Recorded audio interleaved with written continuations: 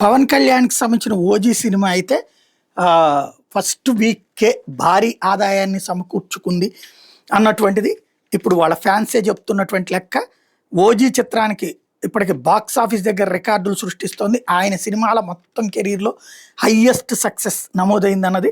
September 25న విడుదలైతే ఇప్పుడు తొలి వారం పూర్తయ్యేసరికి ప్రపంచవ్యాప్తంగా 361.24 కోట్ల గ్రాస్ వసూలు చేసినట్టు డివి ఎంటర్టైన్మెంట్స్ ప్రకటించింది అన్నటువంటిది ఇప్పుడు పవన్ అభిమానులు గుర్తు చేస్తున్నారు. పవన్ కెరీర్‌లో అత్యంత వసూలు సాధించినటువంటి సినిమా. ఇక ఆయనకి సంబంధించినటువంటి ఈ సినిమాతో తిరుగులేదని నిరూపించుకున్నారంటూ సంతోషం వ్యక్తం చేస్తున్నారు. అట్ ద సేమ్ టైం ఇప్పుడు 'కాంతార' వచ్చినా కూడా సినిమా ఉండాలి థియేటర్లలో, జనాలు ఇంకా వస్తున్నారన్నటువంటిది అభిమానులు చెప్తున్నారు.